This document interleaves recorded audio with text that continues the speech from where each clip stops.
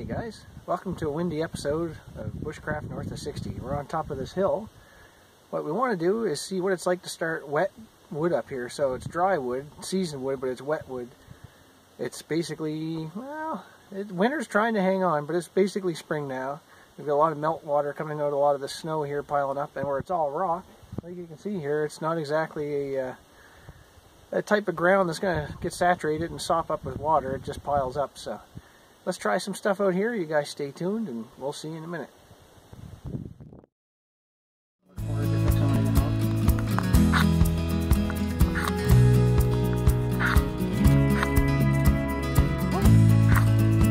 That's cool. Oh yes, I saw it's burning. Alright, we're back guys. Here's our wood for demonstration purposes. I tried to find something a little wetter that wasn't actually rotten, because it isn't a special episode about punk wood. But I have a way to make this wet, to kind of simulate being in the rain for a while. So I'm going to chunk this up. We'll get a piece just for demonstration, and we'll go from there. Let's see how that goes.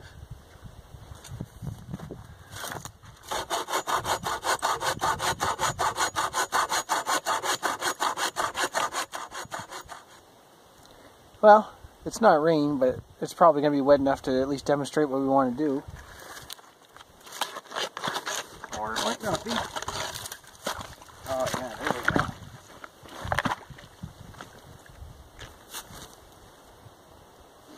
Now we just wait a little while. Well, I've turned this over from one side to the other, let them both soak equally the same amount of time, which is long enough for me to contemplate life and the meaning of it all, and I figure I'm still in pretty good hands. So at the end of the day, we've got a wet piece of wood. Let's try this out. A very wet piece of wood.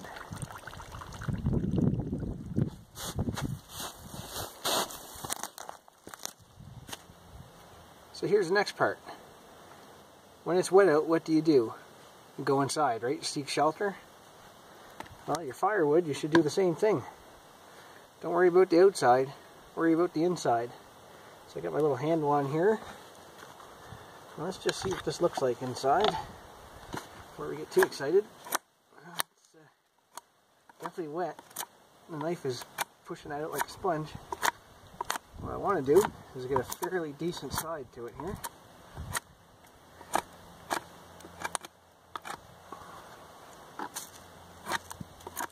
I don't know if you guys can see that or not, but it's almost like,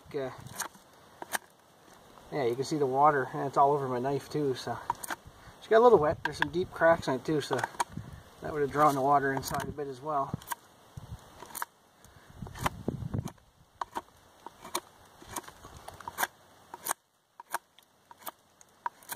Now it feels a little different.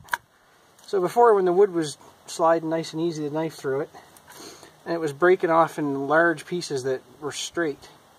But what's happening now, you see how the wood curls almost like a feather stick? Whereas up here, it doesn't want to do that. See how it just comes off in kind of longer pieces? And you can tell the difference by sound too, so the gloves are getting wet here. But we've gone from the wet outer wood to the dry inner wood. So what I'm going to do now, cut these knots and stuff off. I'm going to peel this whole piece, and I'm going to hopefully process it into some firewood of some type. Could probably break this off too. Let's get my little safety first. Anything springy, put the sharp stuff away.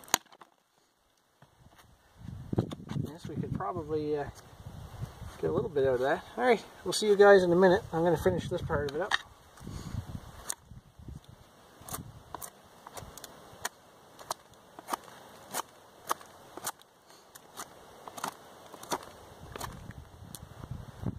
Alright guys, now I don't know if I've ever told you this before, but I'm not a real big believer in batoning wood. Sometimes I'll do it with like a little bit of kindling or something to get things started. But, for the most part, I'm not really down with it. And for one thing, it's because I figure you should have the right tool for the job. I should get here somewhere you guys can see this piece of wood.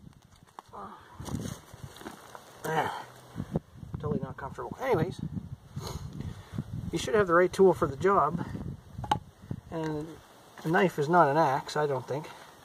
But look at this wood. This has a lot of knots in it. And not only that, you'll see what the grain does here in a minute. This one actually doesn't look too bad, so it's fairly straight. Shorter pieces are going to be easier as well. But most of the black spruce up here, you would see probably 1/8 of a turn just in that foot-long section. But anyways, the things I do for you guys. Let's see here. Get everything all ready. I know that's knottier at the bottom, so I'm going to start here at the top. Just for giggles, let's try splitting it down the middle. And you'll see whether or not this really even wants to. Anybody asking, this is a more companion heavy duty and carbon.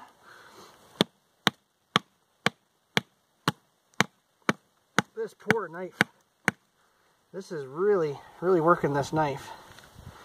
And not only that, now this is something you should never do with a Mora.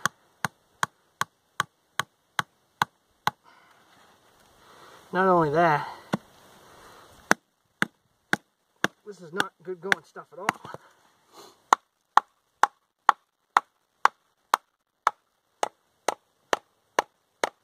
So I'm surprised at the little knife, but I'm seeing quite a bit of twist in it already, so my prediction was right. So we got one split. Let's check something. Not like I say that I endorsed or... Yeah, it's still sharp as it ever was. We got a little bit of punk wood up at this end of it. That's okay. Let's try splitting this down into just another small little piece now that we got a couple staves here. Yeah, I just cringe thinking about this.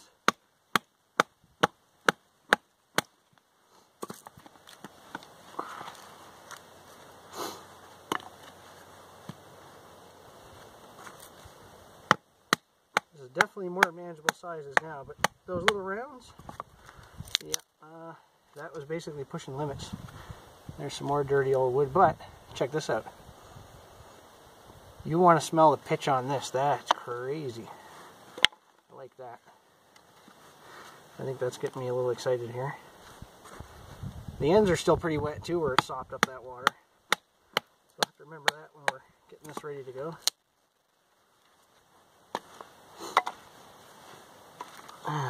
Find a good candidate for getting some feathers going here. Well, maybe we'll split this down a little bit more. I'm going to try to keep the dirty side on the ground the same each time, so I'm not putting my knife edge through all this gravel and dirt here. Yeah, there's some knots in this. Alright, we'll get some kindling piled up.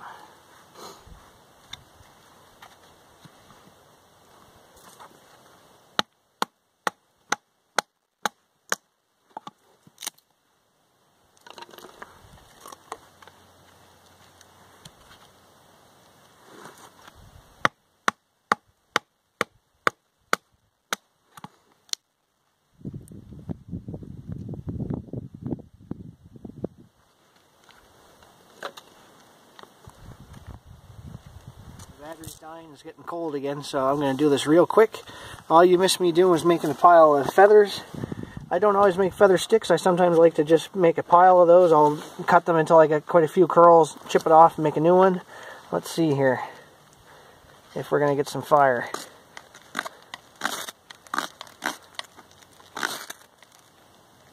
Yep. All it took was that one spark. So this is out of the middle of that wood. It probably wouldn't be a bad idea to get this going a little bit better though. Get it burning from the bottom instead of the top.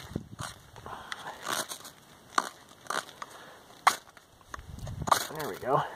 It's all in the hold. I guess I wasn't really holding it right. Got a little ahead of myself there.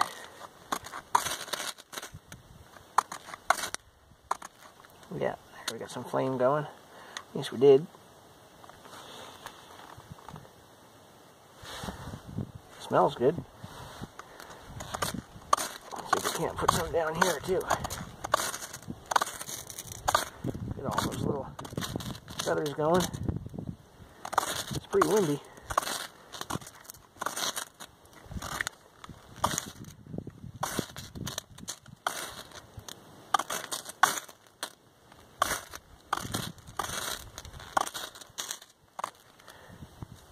You know what? Sometimes don't feel bad if you got to rearrange your pile.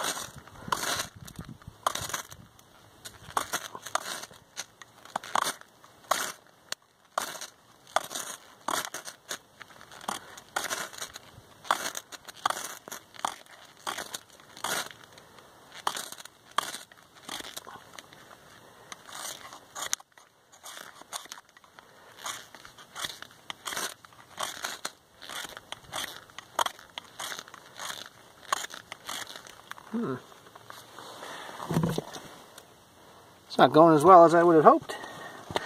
Let's try again.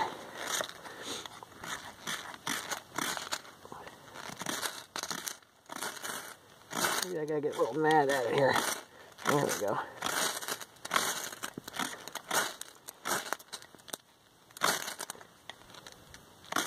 Yep. Try not to suffocate it.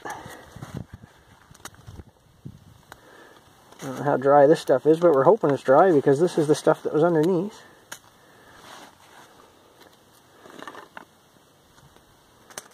Just enough to get a little fire started. Because once that goes, then the rest of it follows along.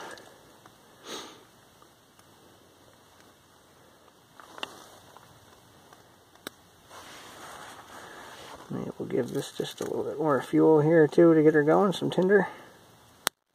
There we go. Sometimes you just got to baby her a little bit. Yeah, I'm using the Jeep as a wind block, and I thought I had her beat a bit, but I think I could have picked a better spot, honestly. Oh, don't go out, little fella. You can do it. Just let that catch.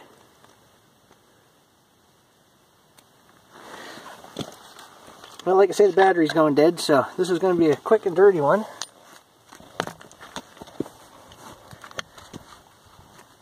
But there you go. There's dry wood in the middle of stuff that was even swimming just a short while before this. Thanks a lot, guys. Take care of yourselves. It's about 10 o'clock here. I've still got 2 hours daylight left, so spring's definitely on its way. Be sure to like, share, subscribe, comment. And yeah, check us out on Facebook too. Bushcraft North of 60 can be found at capital BN, little O, and the number 60. You guys take care, and we'll see you again.